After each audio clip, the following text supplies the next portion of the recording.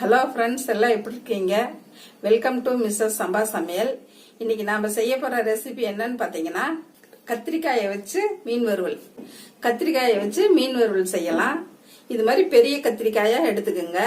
இது விடவும் பெருசு இருக்குது. இன்னைக்கு எனக்கு இது இந்த சைஸ் தான் கிடைச்சது. அதுக்கு தேவையான பொருள் என்னன்னு பார்க்கலாம் வாங்க. வறுவலுக்கு தேவையான மசாலா பொருள் என்னன்னு பாத்தீங்கன்னா 1 ஸ்பூன் மல்லித்தூள், 1 ஸ்பூன் மிளகாத்தூள் எடுத்துக்கோங்க, 3/4 ஸ்பூன் மஞ்சத்தூள், தேவையான அளவு உப்பு, 1 ஸ்பூன் இஞ்சி பூண்டு பேஸ்ட், 1 ஸ்பூன் அரிசி மாவு எடுத்துக்கோங்க. இவ்வளவுதான் தேவையான பொருள். இந்த 2 கத்திரிக்காயும் கட் பண்ணிட்டு வந்துடலாம் வாங்க. கத்திரிக்காயை இதே மாதிரி ஸ்லைஸ் பண்ணி எடுத்துக்கோங்க. பாருங்க, இது மாதிரி சன்னமா வெட்டி கட் பண்ணி எடுத்துக்கோங்க. இனி மசாலா கலக்கலாம். இந்த மசாலா எல்லாம் ஒன்னா போட்டு இஞ்சி பூண்டு பேஸ்ட் இதுல எண்ணெய் போட்டு 2 ஸ்பூன் எண்ணெய் ஊற்றி கலக்கணும்.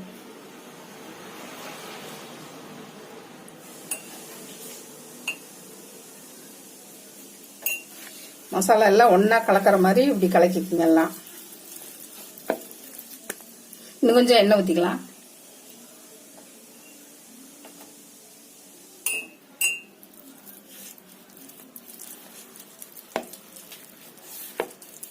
கலக்கியாச்சு. இனி கத்திரிக்காயில இது பூசலாம்.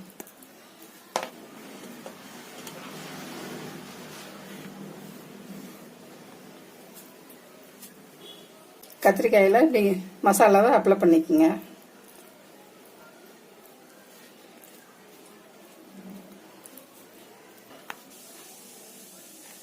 இந்த மாதிரி கிராஜுவலா அப்ளை பண்ணிக்கோங்க.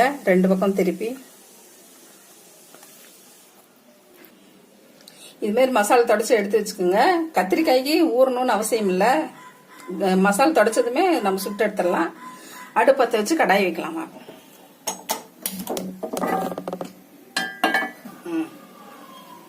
கடாய் காஞ்சிருச்சு.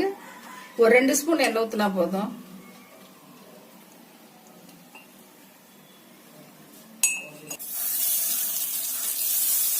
ஒரு 2 நிமிஷத்துல வெந்துடும். இது மாதிரி ஒன்னொன்னா வச்சு வெந்ததும் சில்லி போட்டு எடுத்துடலாம். ஒரு 2 நிமிஷத்துலயே வெந்து போயிடும். எங்க வீட்டுல பையன் கத்திரிக்காய்னா சாப்பிட மாட்டான். இது மாதிரி செஞ்சு கொடுத்துதான் அவனுக்கு சாப்பிட வச்சேன் நானு. இப்போ இந்த கத்திரிக்காய் கிடைக்கும் போதெல்லாம் செஞ்சிருவோம் நாங்க.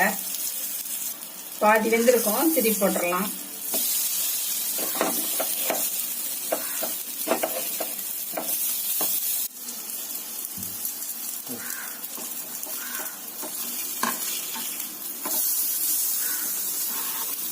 சிம்லயே வேக வச்சிடுங்க. கத்திரிக்காய் வெந்துருச்சு. 2 பக்கம் திளி போட்டு இதே மாதிரி வெந்ததும் எடுத்துருங்க.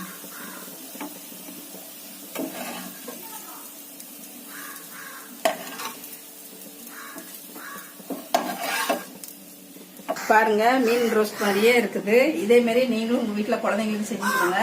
கத்திரிக்காய் சாப்பிடாத குழந்தைங்க கூட சாப்பிடுவாங்க. கத்திரிக்காய் உடம்புக்கு நல்லது. மறுபடியும் இந்த சமையல் உங்களுக்கு பிடிச்சதுன்னா மறக்காம மிஸ்ஸஸ் சம்பா சமையலுக்கு சப்ஸ்கிரைப் பண்ணுங்க. பெல் பட்டன் கிளிக் பண்ணுங்க. தேங்க்யூ.